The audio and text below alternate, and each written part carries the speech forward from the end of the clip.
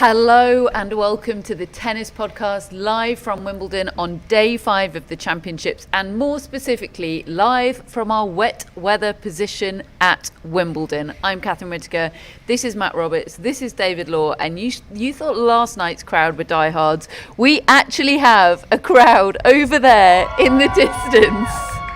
They can't even see us recording because just off there in the distance behind us, that is our usual position, and you can probably see the rain glistening off the bench that we are usually sitting on, because that just about sums up the day that we've had here in southwest London. It's incredible really that any play happened on the outside courts. I think more than most people expected did end up happening, but courts 1 and 2, or centre court and court 1, were where it was at today, David, for the fans and for the players that were scheduled there, because it's been a bit of a shocker for us all here. Yeah, I mean, we kind of got away with it in terms of getting any play by the way the weather forecasts looked. I mean, they certainly got sort of 3-4 hours of play on the outside courts, albeit a couple of hours late. But this is where the roof on centre, the roof on court number 1 really come into play, and thank goodness for them, because, you know, if you think back all the years that you just sit in there doing nothing, watching nothing. People are sat, looking miserable on TV and under umbrellas in the rain. Not watching nothing, David. Watching Cliff Richard. or watching Borg McEnroe 1981, which is never wasted energy as far as I'm concerned. But still, it's nice that those 2 show courts with 15,000 people odd in each of them and millions around the world are getting to watch a full day of tennis still. The only good thing about the rain is that it has given Matt and I an opportunity finally to be jacket buddies. Oh, great. I feel left out.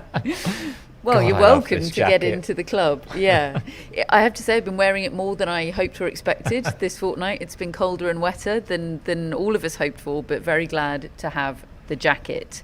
Very glad to have the roofs. Very, very glad about how much tennis happened at Wimbledon today, and actually how thrilling so much of it was. You know, when it's the first week and you're down to a situation where there's only 2 matches happening. You know, first week for me is all about that buzz of I don't know where to look, and if we're going to have a full week of rain in a Grand Slam a la Roland Garros 2024 trauma, let it be the second week and not the first, because second week you're used to having your attention devoted into just a couple of places, but when rain interrupts week 1, you feel like you're being denied something, and there is the potential for a situation where there's only 2 matches on and neither of them are very good. Well, I don't think we were ever really in that situation today, because we had a lot of good show court matches, and the best, obviously, Carlos Alcaraz beating Frances Tiafoe in 5 sets, extending his best of 5 set record. Carlos Alcaraz, Matt, to what?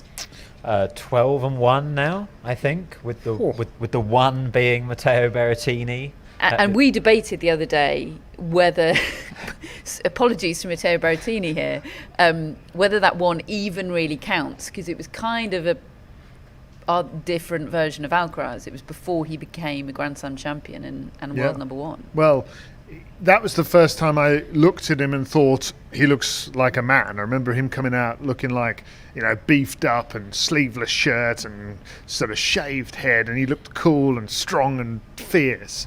But he was so raw, so green, so new, freshly hatched. And now, I mean, that's an extraordinary record. And he knows it, David. He knows it. It was a big topic of conversation in his press conference today, and he didn't shy away from it. It's like another weapon. He's got massive forehand, he's got drop shot, got serve, volley. It reminded me of when Djokovic had that tie-break record going for a while, and he was totally aware of it and knew that it was in the heads of all his opponents. Yeah, and he kind of used that phrase in the Spanish portion of his press conference. He talked about putting fear into the minds of his opponents because of that 5th set record, which he really credits his physicality for why he's got such a good record. He's like, I always feel so good in the 5th set. And like, it's been tested as well. Like he's been in a 5th set against post-puke Sinner. He's been in a 5th set in a Wimbledon final against Novak Djokovic. Like, he's put that fifth set record on the line in big situations. It's not just been in maybe the first or second round and he's not been playing well and he's got over the line in the fifth. No, he's used it as a weapon in big matches, and he used it again today because that was a perilous situation for Carlos Alcaraz. David, you didn't get to see too much of this match, but you asked whether we felt like there was more jeopardy in this one or in the US Open semi-final that Alcaraz and Tiafoe played. And I absolutely thought it was this one. 100%. And Frances Tiafoe said the same. He said, this one hurts more than the Open. I feel like at the Open I was kind of hanging on for dear life. This one was kind of more on my racket. And that was kind of my read on it as well. Like, I don't think it was entirely on his racket. It did feel like if Alcaraz was playing sensibly and playing well, he was going to win this match. But Tiafoe was doing a lot of things at times to disrupt him, and he was at 4-all in the fourth set, was Tiafoe, leading 2-1, and he had love 30 on Carlos Alcaraz's serve, and Alcaraz missed his first serve, challenged it was out, so he had to hit a second serve after a challenge. This is a really dangerous situation for Carlos Alcaraz, and from that point onwards, he was kind of irresistible. Like, the tennis he played to get through that game, awesome. He played an absolutely phenomenal tiebreak, and then he played Carlos Alcaraz fifth set tennis in the fifth set and just took it away. So it ended up not right at the end of the match, there wasn't that much jeopardy, but in that moment in the fourth set, the defending champion was on the ropes. Fourth set was jeopardy central, seriously. As soon as it went to 5, we're all thinking about the 5-set record. Alcaraz is thinking about the 5-set record, and probably Tiafoe is as well. Not a lot of jeopardy in the fifth set at all. But in the fourth set, big time. You said he was doing things to disrupt Alcaraz. No, he was doing Alcaraz stuff. Really? Well, yeah, like, the one thing that came to me was that Tiafoe kind of has an ability to rush Carlos Alcaraz. He's so good at just bunting the ball on the backhand with such a short swing, taking it early. And Alcaraz was rushed, knocked back a few times. He was also, as Catherine said, like, using that combination of power and touch that Alcaraz has. Tiafoe was doing it with drop shots, with lovely play up at the net at times, but also big power at times. He was hitting his spot on serve. Like, it was gorgeous tennis from Tiafoe for most of this match. It did drop off in the fifth set, big time. But it was Tiafoe of old. That's exciting. It was great to watch. Really exciting. And he thinks so too. He said, I haven't been enjoying playing lately. He considered not playing this tournament, he said. One of his 2 favourite tournaments. And he just said, look, he was obviously gutted in the moment at having lost this match, but he said, this is huge ahead of the US hardcourt swing and the US Open. This is getting me back into a good place and getting me enjoying my tennis again. It's kind of that proof of concept that he needed to build on. And there were times when he was the showman on the court, he was getting the crowd going, and they were, giving big standing ovations for him. And obviously they were doing it for Carlos Alcaraz as well, but it takes a special player to be able to kind of match Alcaraz for that energy, and there were a lot of times today when Tiafoe was doing it. Yeah, and I felt like whether it was because that was happening or just because, Carlos Alcaraz was trying to create a moment of magic. He was trying to do something improbable and sensational kind of throughout the third and fourth set, and he had a few busted attempts. There was an ill-advised tweener which didn't come off. There was a totally ridiculous chase down of the ball, which the fact that he even almost got to it was ridiculous enough, but he was so annoyed that he didn't get to it. So annoyed. There were just a few like that he had no right to pull off, but still he sometimes does, and he didn't today until the fourth set tiebreak. And then he pulled a couple of them off, and he did start roaring from that point onwards. So maybe it was proof that is what he needed, and going for ill-advised tweeners was in fact a good idea. And it is so interesting though, isn't it? Because he then goes into his press conference and spends a lot of it talking about focus and ups and downs. And it's like, But at the same time, you're trying to do all this stuff. Like, it's such a balance for Alcaraz. The best Alcaraz is loose, but controlled loose. If he's out of control loose, it's not good Alcaraz. Like, it is a real balance that he has to get right in terms of looseness and sort of containment. He is like the person in a relationship that wants to be in a relationship and loves their partner and they're really happy, but they also are addicted to the drama. And if they get too comfortable and happy, they'll start an argument. Yeah, he's starting them all over the place with unnecessary dreeners. And their subconscious is saying, "You're doing it again. This is bad." But I can't But stop. you just can't help yourself. Yeah, something inside you needs it. He came into the press conference, Carlos Alcaraz.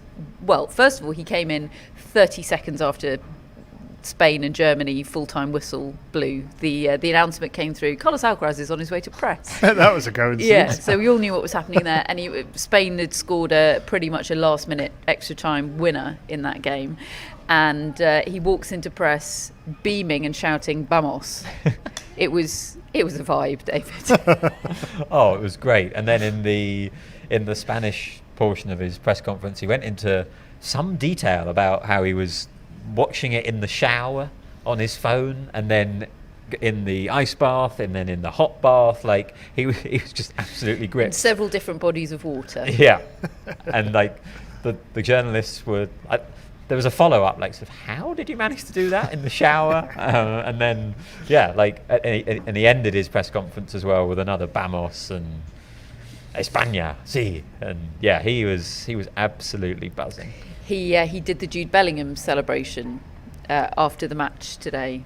Our man Jude. Jude will be doing it tomorrow. Right, yeah. Well, Carlos thinks so. Well, actually, no, he didn't go that far, but I asked him about the Bellingham celebration. He said, "We're in London, he is England, it felt right." I like it. I'm going to take that to mean I'm going to be supporting England over Switzerland tomorrow. So take that, Roger. Yes. He said, "A big win deserves a big celebration." And then he did a big beaming smile. He loved it. He didn't mind being taken to fives today. He had the time of it. I feel like today was a perfect day in the world of Carlos Alcaraz. Oh, and he said that when he sees other players do the kind of thing that he did today, which is, back against the wall, 2-1 down, and surge and win, he thinks, wow, that's impressive. And he's like, people are going to see that I did that.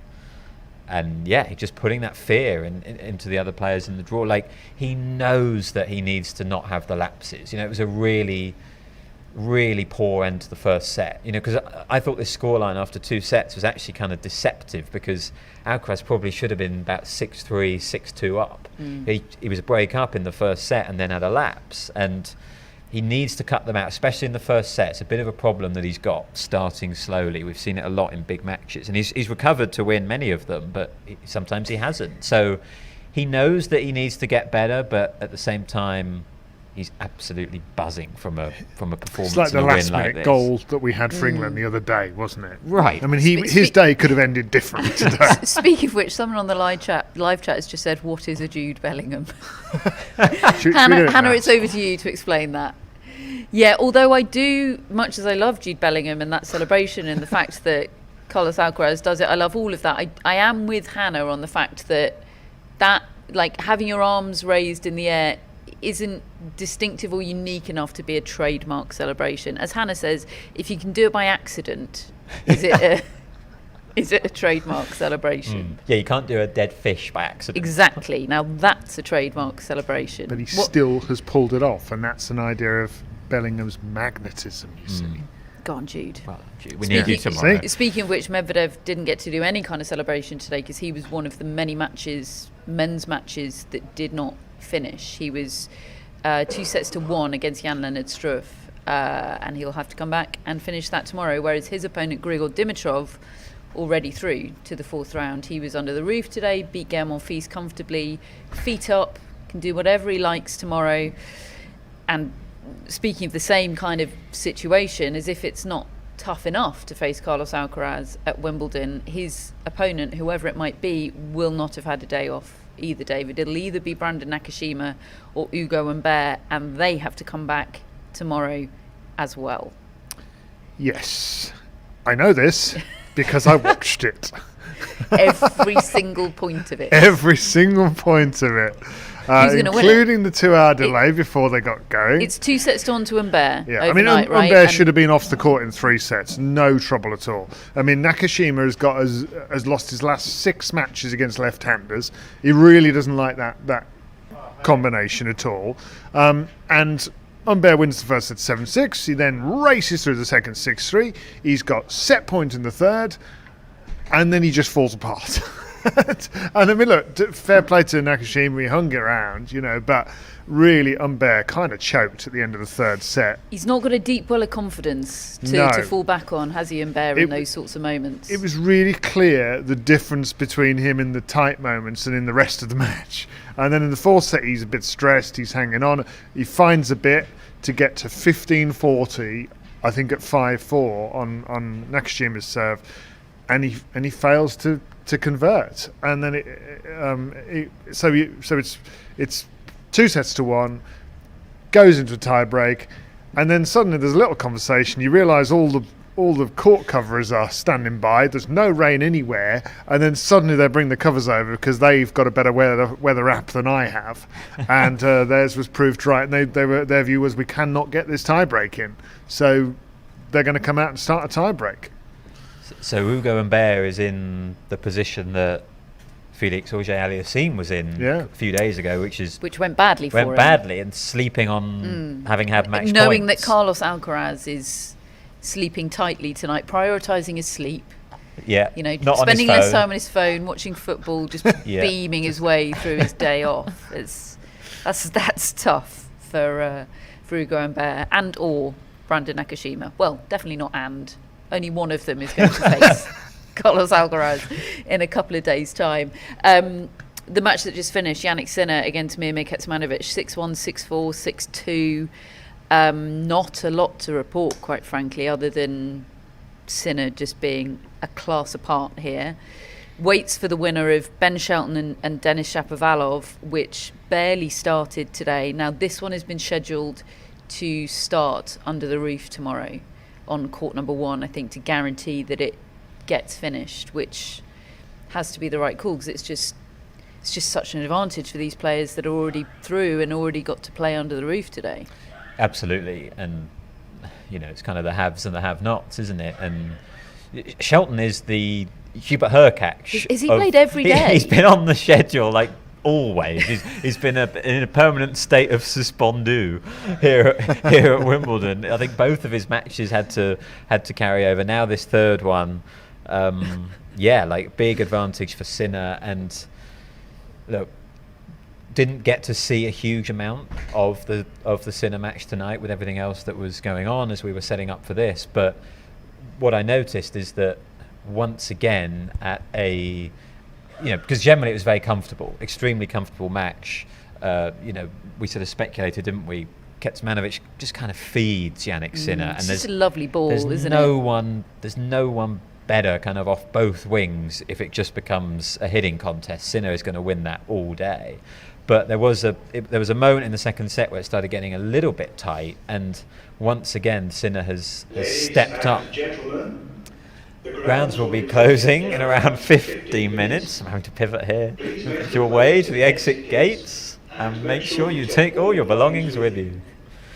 We hope you've enjoyed your day here at Wimbledon and wish you a pleasant and safe journey home. Thank you. I mean, there's nobody here anyway. They're all gone. I love how Matt meets the moment every time.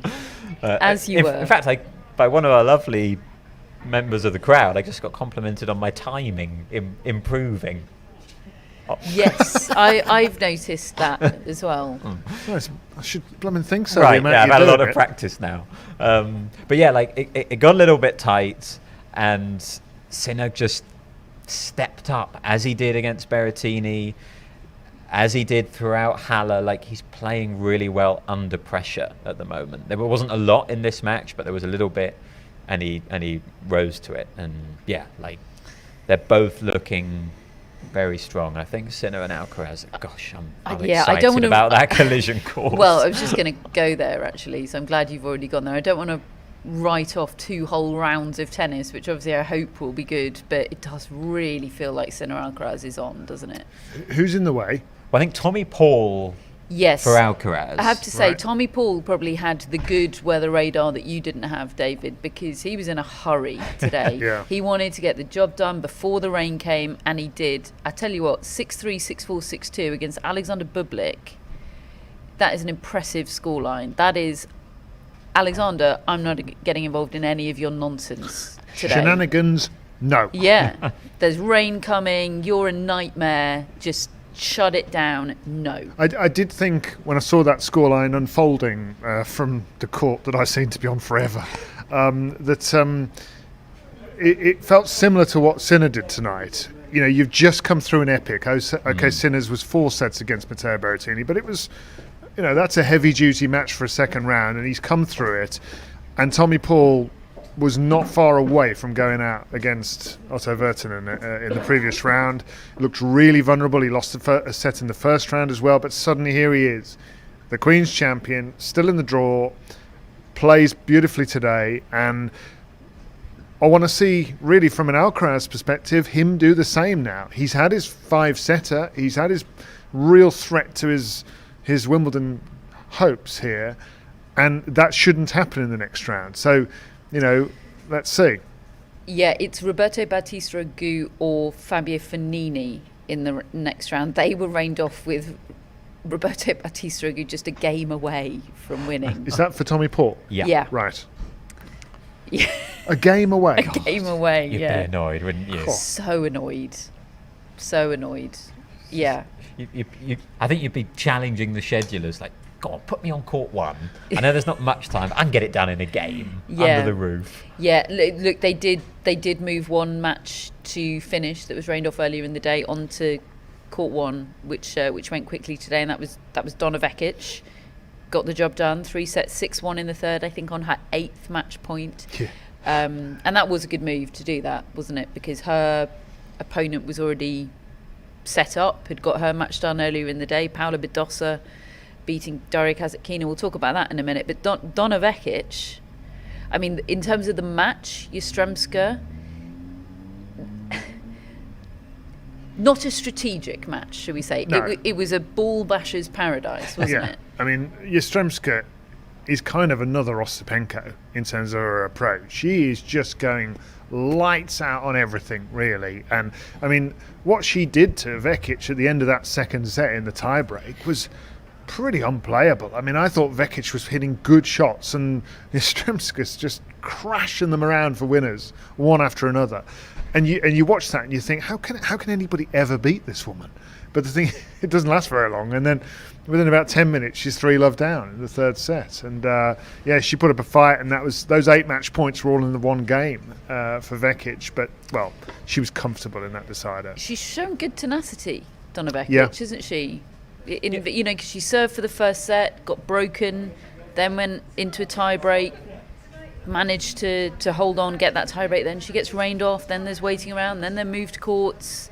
It's kind of gritty from her, all of this. Yeah, and like micro level within a match, you know, and macro level, having been in the final of Bad Homburg and having then to play Monday here at Wimbledon, like that was gritty as well. And yeah, it's a great quality to have, especially when there's a whole lot of weather to contend with. Apparently we've done her dirty. 9 match points, says Hannah. Whoa.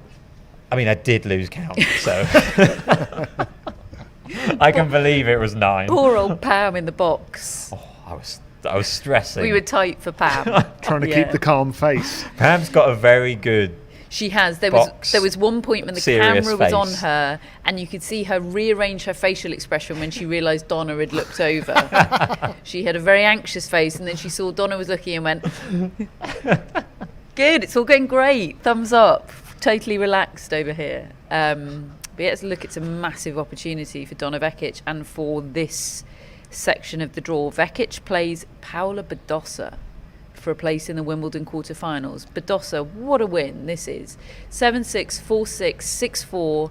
A real cat and mouse game against Daria Kasatkina today. in Badosa's words, not my first time in the second week of Islam, but the most special. Oh, wow. She never thought this would happen again, is the sense I get. And she burst into tears after winning. Oh. Yeah, and I've watched Badosa quite a lot this year and often been impressed with the level. Like, I feel like the level of tennis has been good, but I never really think that she's going to go far in a tournament because we know she's having injections kind of to be able to play because of her back. So it never feels sustainable to me. But if she can make it work in the short term, I do think her level of tennis has been good. And in this one, I was watching Alcaraz, but realised that this match was kind of a bit of an epic on court 3, and the crowd were really into it, and it was nip and tuck. And my sense was Kasatkina went up a break in that final set 4-2 and got a little bit passive at that point, and Badosa stepped on it and got it back to 4-all, and it was then kind of like Kasatkina went, oh, suddenly I need to be more aggressive, and that isn't necessarily her game. And there was a bit of a string of errors from Kasatkina from 4-all in that third set, but gutsy effort from Paula Badosa, and I'm really pleased to see it because it wasn't all that long ago that she felt so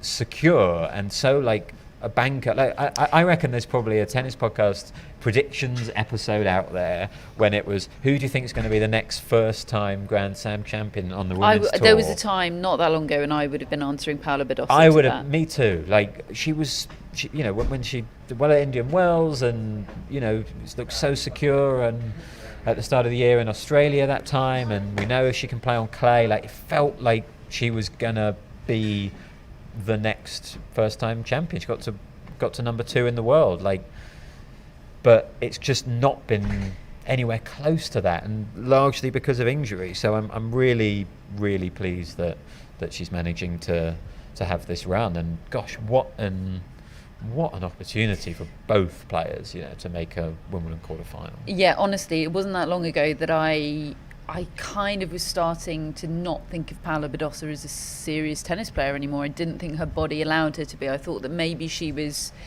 sort of playing out the tournament she was able to with her sort of residual ranking. I don't know if she had any she would have had protected ranking events from her injury. She retired injured here last year and was out for 10 months. She said it took her 10 months to get right, and she was just on the sofa watching tennis, being told by doctors there was a chance she would never play again. And look, she isn't miraculously okay. She is playing with pain and managing pain. I still don't know how sustainable this is long term. Yeah. And I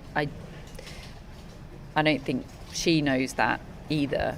But the good news is that Stefanos Tsitsipas is out of the tournament and available to be in the kitchen and make sandwiches for her, and generally just create a lovely home and nest. Phew. Lucky her. He's jobless. Yeah, she's bringing home the bacon in that family. Okay, so Badosa Vekic for a place in the quarterfinals. We also have Lulu Sun, a New Zealander qualifier, and Emma Raducanu for a place in the quarterfinals. Emma Raducanu beating Maria Sakkari 6-2, 6-3, her second top 10 win in 2 weeks after waiting her whole career for one. Beat Jessica Pegula in Eastbourne, of course, last week, and now she's beaten Maria Sakkari, the 9th seed, which I know kind of feels like a bit of a false seeding for Sakkari, doesn't it? Sorry, but it does. But this is her first time in the second week of Islam since 2021, Raducanu. And I am now, David, doing the dicey, dangerous dance of how carried away can we get about Emma Raducanu? Catherine, I put her in the semi-finals on day one in my predictions because... Must be feeling good about that right now. Yeah, very good. Listen, there are threats there still. I would expect her to win against Lulu Sun, but it's a different type of pressure. Today she's playing a top 10 player who on a day is very dangerous. But a bit like when they played each other in New York, it never felt in question throughout the match. And I had a chat with Naomi Cavaday, who's a former player and a broadcaster for BBC Radio, and her brother Nick Cavaday is the coach of Emma Raducanu, and she said the strategy is quite straightforward for Emma. It is go hard into the forehand side and soft into the backhand side, because she has a bit of a bunt of a backhand, and sure enough, she played that to a tee. And also I went out for the last couple of games, and honestly, Matt, I wish you'd both been sat alongside me, because there was one moment where a full-blooded Sakkari serve went into the Raducanu backhand, and I'm thinking, how was this woman ever removed from the backhand list from Matt Roberts? No, he's doing what you hate. I mean, she middled this thing, and the crowd were up before it had even gone past Sakkari. It was so purely struck, and she was just again euphoric. She's just the 2021 US Open Emma Raducanu in terms of vibe and feel and personality and enjoyment is back. And that is a reason to celebrate. I don't care whether she wins this tournament or, I hope for her sake she goes further in it. But it was just great to see that person back on a tennis court again. And for it to be at Wimbledon, I mean, is the ultimate, isn't it? And she did it on centre court rather than court one, which is the one of the things she'd been kind of building up. Be on, yeah. Yeah, but I mean, how excited to get? I put her in the semi-finals mainly because Sabalenka had gone out. And when I looked at the draw, I'm thinking, who actually do I think is going to beat Emma Raducanu before the semi-finals? Nobody. So she's in the semis. And I think she ends up playing against Coco Gauff. Now, I saw that match at the start of the year last year when Raducanu really hadn't got many reps. She was just on one of her attempts to become a pro, really, having a year and a half ago won the US Open and dealing with all his injuries. But when she played Gauff, that was one of my favourite matches of the Australian Open of 2023. Just two players, one with the shot-making ability against one with this incredible athleticism and mental strength. And, not everybody agreed with me about how good I thought the match was, but I felt euphoric watching it, and so I'd love to see that match again. That would also mean that Ons Jabeur isn't there, which is also a bit of a problem for me in terms of how I view that half the draw, because obviously I'd love to see her have a run. I'd love to see Donna Vekic have a run. It's actually a half of the draw full of great storylines to me. And Badosa, there's so many of them. David wants... But I think it's going to be Raducanu. Everyone to have a run. Everyone play one another. Yeah, I think that there were so many good aspects of Emma Raducanu's game today that you've talked about, and the one thing that stood out to me was the serve. She's only dropped serve once all tournament, Emma Raducanu, and wow. She's changed the technique on it pretty dramatically, and it is, I think, paying off right now. She's hitting her spots, she's got variation on it, it's setting up a lot of her points. Like that's a real improvement, I think, in her game. We talk about kind of Emma Raducanu trying to get back to the player that she was at the 2021 US Open. Well, she can also get better than that player. She was so young then. Like, she can develop her game on from that, and I think the serve is something that we're seeing that is better right now. And yes, it wasn't on court one, it was under the roof, and I feel like wet weather position Raducanu is like one of the best versions of Raducanu. I think she played all her matches under the roof. Are you suggesting she's better than wet weather position Catherine, Matt and David? I mean, on today's evidence, I think we're doing well in some trying circumstances. Matt, speak for yourself. Serious point in here, the best tennis I've seen Raducanu play this year has been indoors. Yeah, and absolutely. Stuttgart being the other one. The Billie Jean King Cup on the indoor clay. I think she's really enjoying those conditions. Whereas flip side, she got easily beaten by Kasatkina in the windy in Eastbourne. Yeah. So if it does keep raining, might genuinely be a factor in helping Raducanu. I can't speak all of a sudden, in helping Raducanu out. And it's a joy in those indoor conditions when the sound is contained and she's soaring. And final thing, John McEnroe on the BBC used the words "in the mix" about Emma Raducanu. I don't think he knows our definition of "in the mix," but he said it's great to see her back in the mix. I think she's in the mix. Our mix. I think she might be. She's in the mix. Yeah, I think for she me. is in the mix. Yeah. Given the draw, given the tennis she's playing, given she's won a Grand Slam before. Is Donna Vekic in the mix? No. Sorry, Pam. We're here to be proved wrong, aren't we? I tried for you, Pam. I tried. Couple of points of order. David, good news. Ons Jabeur's in the other half of the draw, so you can, if you like, you can have a Jabeur and a Raducanu run. Yes, that's there are right. other concurrent runs that you can't have. You can have those. It's hard to tell who's in what half of the draw. Matt, I need a drink, guys. You have a drink, which means that my next question is for you, which I was going to give you right of reply on Raducanu in the backhand list. I think I did a bad thing at the live show where I put Bogdan back on. Oh yeah, that was a shocker. What'd you do that for? Such a good backhand, and I felt bad. And it was fun in the moment, but yeah. I mean, you're the Raducanu. owner of the Can't row backhand back list. on it now, or people will be Who have you got? demanding Who's the refunds. latest backhand list? Amanda Anisimova, Obviously, lifetime member. Coco Gauff, Yeah, Elena Rybakina, yeah. Anna Bogdan, Danielle Collins. Well, you can make a change anytime you fancy, Matt. You're the owner. If this Raducanu run continues, it's gonna be back on the list for sure. How far she got to get? I don't want to put a number on it. It's a feeling. I'm impressed with her forehand. I had my doubts about She's on this. the forehand list. I had my doubts about this new forehand. I watched bits of her first match in the stadium.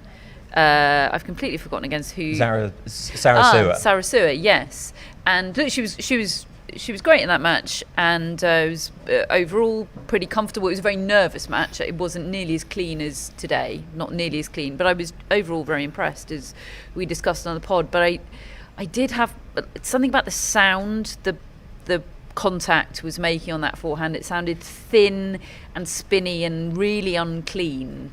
Sort of, I'm a sucker for the snapped carrot sound of a really clean ball strike, and it just made me wince a bit, the sound of the ball, and I thought, she's looking underpowered on that wing. But I was really impressed by it today, and I think as she grows in confidence and swings that racket arm more freely into it, I think she's applying more topspin, isn't she? So if the freedom of the swing isn't there, it is going to be a bit sort of thin and spinny, but with that extra bit of power and the shape as well, I was impressed with it.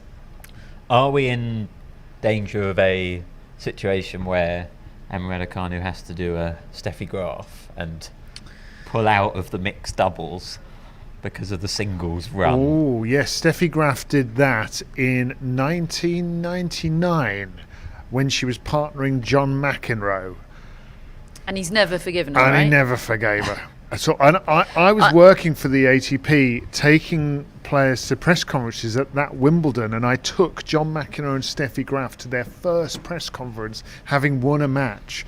And John was like a kid in a sweet shop. This he was in so excited. the twilight of his career, right? I mean, he'd already retired years ago. So the mix. It's the twilight of Steffi's career. Yeah.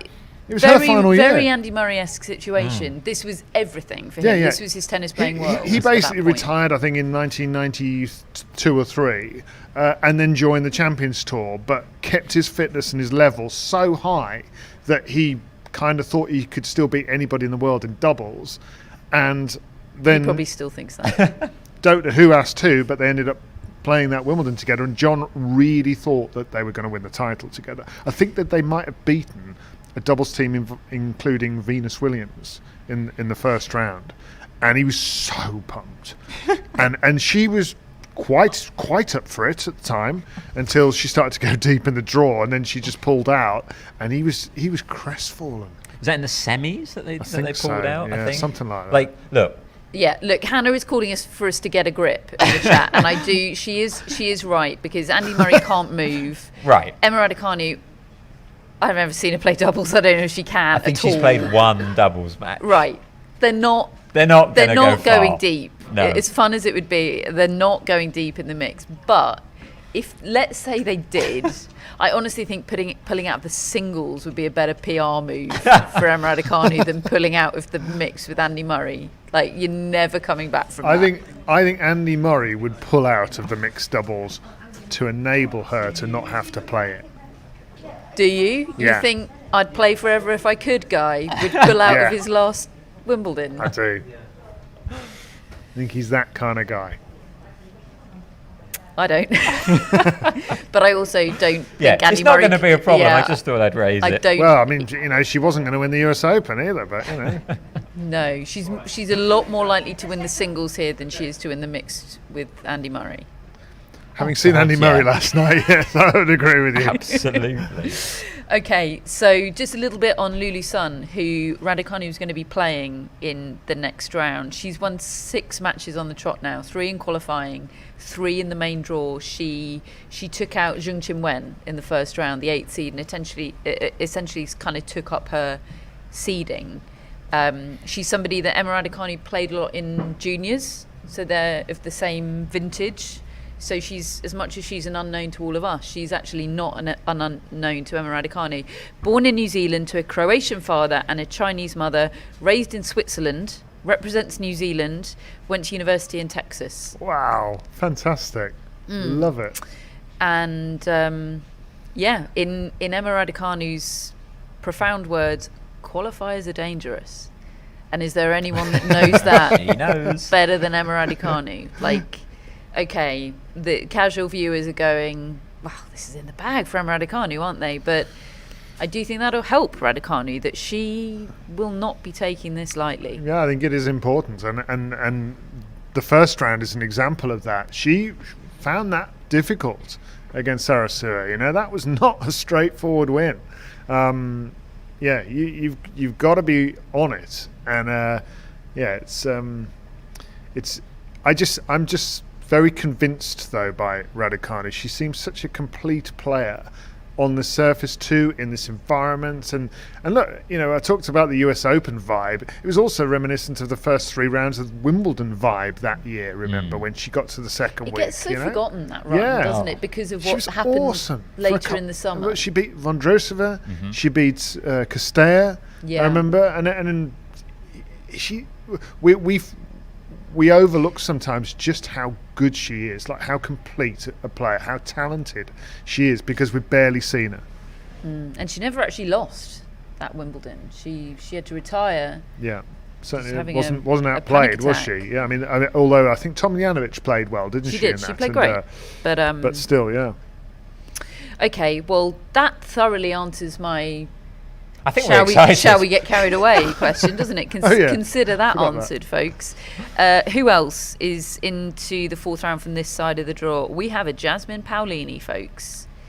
She beat Bianca Andreescu today, 7-6, 6-1. 2 just totally different sets here in this match. First set is toe-to-toe, serve dominated, genuinely decided by 1 point in the tie-break, an error from Bianca Andreescu in the tie-break.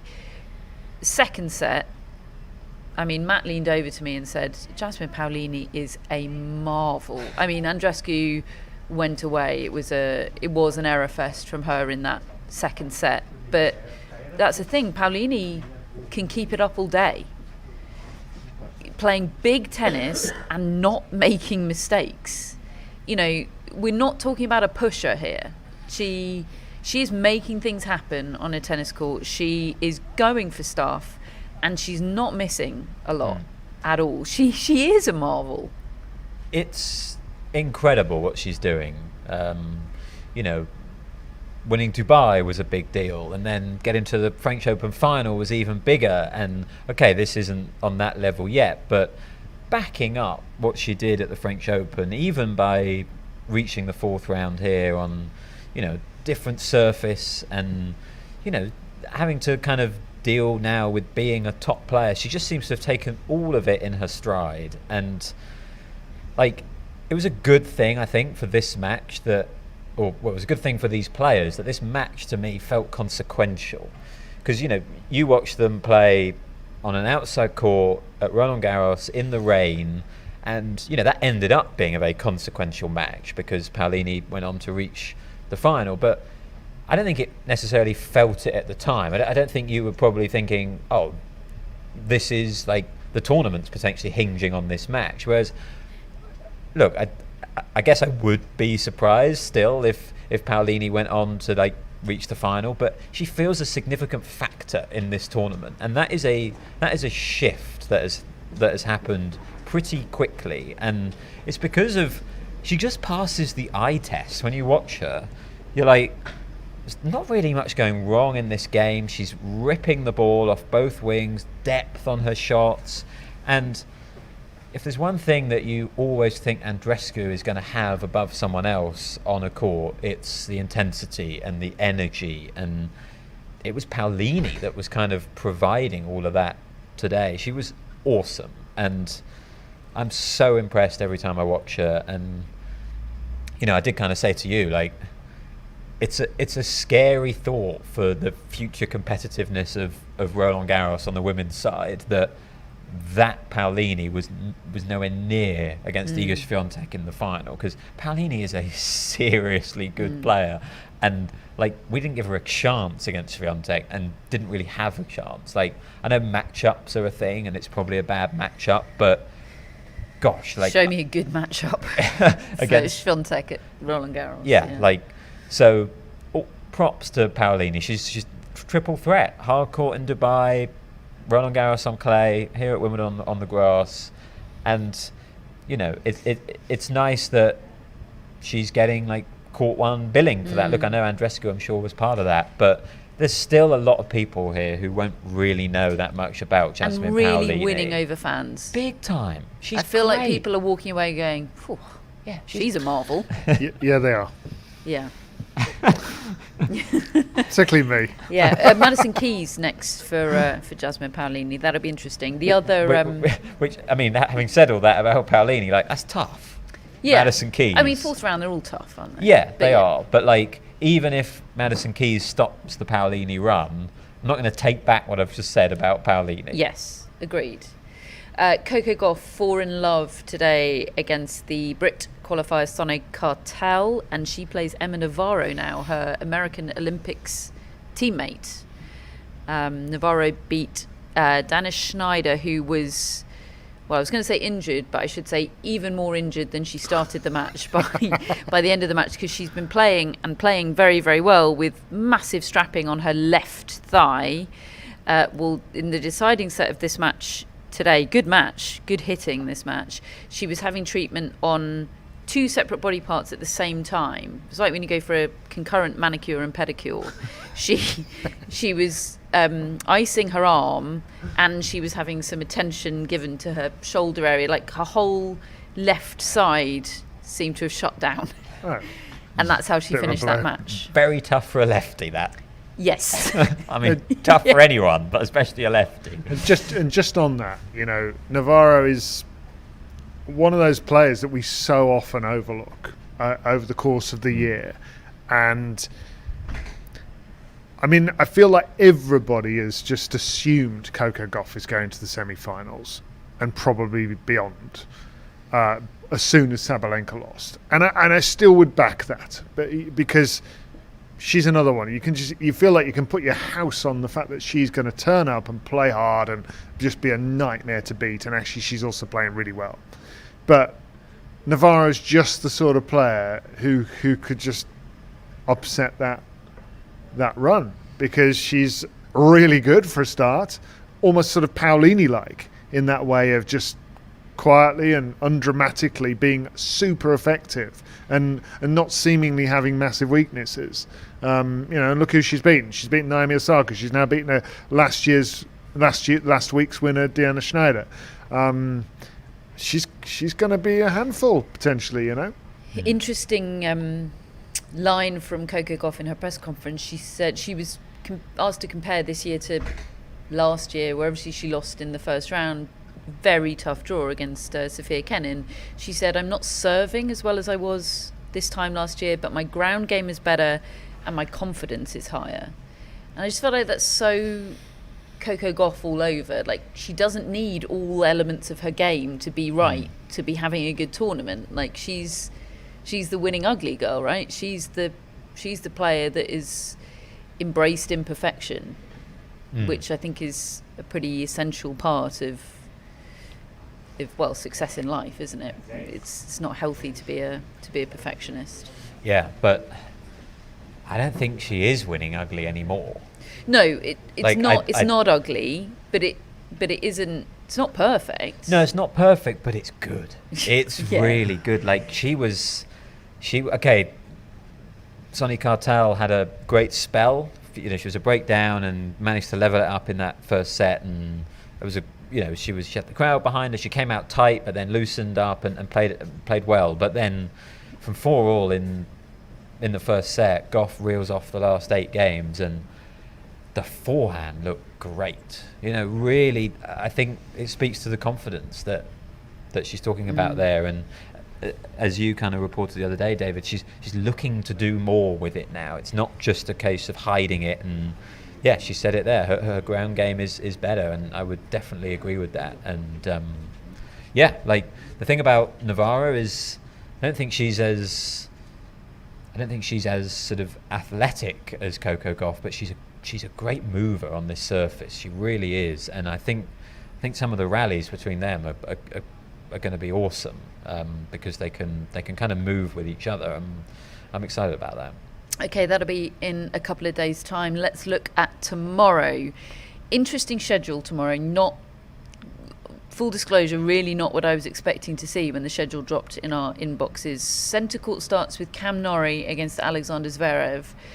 Then Ons Jabeur against Alina Svitolina, and finally Novak Djokovic against Alexei Popyrin. Court number 1 starts with Ben Shelton resuming against Denis Shapovalov. They're 3-2 in the opening set. Then Iga Swiatek against Yulia Putintseva, and finally Elena Rybakina and Caroline Wozniacki. Well, finally in the singles, because then it is Emma Raducanu. That was my favourite from today. Andy Murray and Emma Raducanu against Marcelo Arevalo and good friend of Emma Raducanu, Zheng Shuai, in the mix. That's last on court number 1. Am I alone in being a bit surprised by that schedule? Look, again, I raised the point yesterday. This is another schedule with 2 men's matches on centre and only 1 women's. That would mean Iga Swiatek's played 2 matches out on court 1. But they're not doing that to the men's number 1 seed, and I think Iga Swiatek, you get 1 match on court 1, fine. I think that's pretty harsh on kind of the best player in the world and someone in what should be a good match. Absolutely, playing someone who's just won a title. And yeah, I don't know. I was surprised that Iga Swiatek isn't out on centre tomorrow. Like, and Djokovic hasn't played on 1. Exactly. Yeah. And I don't think he will. No, I don't either. And I do wonder if there's a feeling of, as much as he is potentially going all the way to the title 3 weeks after knee surgery, he also is 37, could be his last Wimbledon. I think there's a feeling of, we don't want to risk him playing his last Wimbledon match on court number 1, possibly. Which I do understand. Zverev Norrie doesn't have to be centre though, does he? Oh, come on. I mean, Norrie is the British player here. I think that there's some logic to that.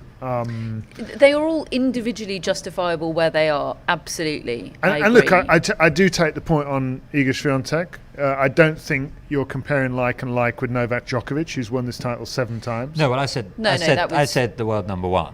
which is Yannick Sinner. Okay, Yeah. you know, like I think Sinner's played 2 on centre of his 3, and two on centre, one on one. whereas Swiatek's the opposite. I think they're putting a bit of disrespect on Swiatek's name there, like just a runaway world number 1. Like, maybe she prefers court 1 as well.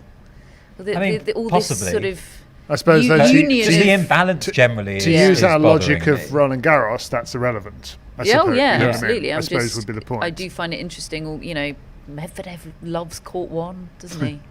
Yeah. Although I think he'd rather be on centre than on court 2 on days when heavy rain is forecast, because that's where he is again tomorrow. Court 2 is Harriet Dart against Wang Jinyu to start. Then Daniil Medvedev resuming against Jan-Lennard Struff, 1-1 in the 4th set. And Taylor Fritz, our new favourite. I was reminded when looking for photos for a social clip of Taylor Fritz yesterday that it was in fact a two-handed shush, which is hard to do when you're holding a microphone, but still worth attempting. If anybody can do it. Taylor Fritz against Alejandro Tabilo is last on court number 2. Court 3, Luca Pouille against Alex de Minaur. Danielle Collins against Beatrice Haddad-Meyer. That's a good watch, isn't it? Collins Haddad-Meyer. Court 12, Umber against Nakashima resumes. Music to David's ears. Bernarda Pera against Yelena Ostapenko, second on there. Kalinskaya Samsonova, followed by Runa Alice on court 18.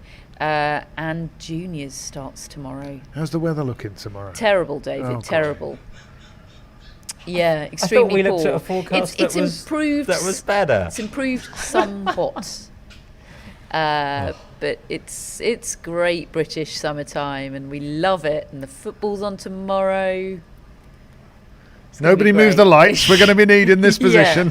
Yeah, we're going to leave everything here, including Jude, our mascot for the football. We have our Wimbledon mascot. It is, of course, Maverick, owned by Carol. Hello, Maverick. Hello, Carol. We have our mascots, the dearly departed Darwin. David, hello to Frances from you. All right, Francis, we've got 4 in a row in the last 4 days in the Have you? newsletter predictions. Subscribe to the newsletter to follow. Donna Vekic today to follow Roman Safulin of the day before. Flying. Very good. Matt, Me and Francis. Hyder and Soma. Yeah, we got some points today. Thanks to Madison Keys. Like, it wasn't a bold pick, but it's points. Matt's doing what I did at the French Open and playing it safe and not getting any grief for it like I did at the French Open.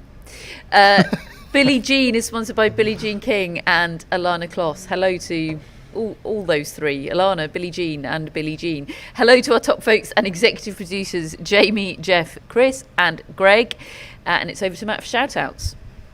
We have Ian Nishimura in Honolulu, Hawaii. All right, Ian. We need some Honolulu energy here, don't we? Ian, like Ian Flanagan, the British player who once beat Mark Philippoussis at Queen's. And yeah, and he's used to be a good mate of Andy Roddick's. I don't quite know how they knew each other, but he did. Maybe he still is. Ian Flanagan. Yeah. There was a very brief period where something known as Flanmania was happening. It's true. I mean, Was that after his win over Philippoussis? Yeah. Flanman Hill. It's very possible that I might have coined that at the time, but then it sort of took off in the room that I was in. Ian, hello, and thank you for eliciting that anecdote. Very grateful. We've also got Ryan Bennett, who is from Canada but lives in Australia, just north of Sydney. All right. Like Ryan Harrison. Yes. Ryan Peniston. All the big Ryans. Yep. Any bigger Ryans, David? Nope. No. Those 2 will do just fine. In Australia, did you say? Yes, just north of Sydney. Lovely. But it's warmer there as well. And it's winter there. Became a tennis fan in the 80s, I'm just seeing on your screen there. Enjoy Matt. it, Ryan. Yep. Steffi Graf, Martina Navratilova and Boris Becker were Ryan's faves. Understandable. And says, never really played is just past middle age too late to take up tennis? No. I think not. Everyone says it's a game for life, don't they? Ryan Sweeting, somebody is submitting. Oh, yeah, all yes. the big ones. And Ryan Reynolds. Thank you, Ryan. And finally, we have Garth Simmons, who my word. is in Ohio. Hi, Garth. Hello, Garth. Home of Cincinnati, Ohio, Yeah. which isn't actually in Cincinnati. Although Garth is in Toledo. Toledo? I think they say Toledo. I think you're But right. Matt says Toledo. Yeah. Let's call But the when whole you thing said off. Toledo, I was like, that's right. I think. Ohio, home of my favourite theme park I've ever been to, of course, Kings Island. Yep. Not in Toledo, but I've never been to Toledo. So yes, being confirmed on the chat, Toledo, Ohio. Thank you very much. Any tennis Garths? No. I'm really I've only struggling. got Crooks. Yeah. Yes, who was a And footballer Brooks. for Tottenham Hotspur. Garth Brooks and a Crooks. singer, Yeah. I believe. Have we got some Garth backstory there? Yes, we do. That he discovered the pod during the French Open in 2013. Good work, Garth. He's heard too many bad podcasts from the archives, hasn't he? Well, it only took him a couple of episodes to get hooked. First one he wasn't into, but Thank you, Garth. Much appreciated. Thank you to all of our shout-out friends. If you'd like to become a friend of the Tennis Podcast and get yourself a shout-out, the link to do that is in our show notes. Please do smash that like and subscribe button if you are watching us on YouTube. And if you're listening to this as a podcast and fancy joining us live on YouTube, then you can do that. We send the link out everywhere. Social media, in the newsletter. Do subscribe to the newsletter. And you can search for us on YouTube and it's on our channel there. So do join us live. Listen to us as a podcast, however you like. We're with you throughout this Wimbledon in the rain, which is now torrential. That's the update I'm going to leave you with. It is pretty apocalyptic here in SW19 and there's nowhere we would rather be. Folks, we'll be back tomorrow on day 6 of the championships and we will see you and speak to you then.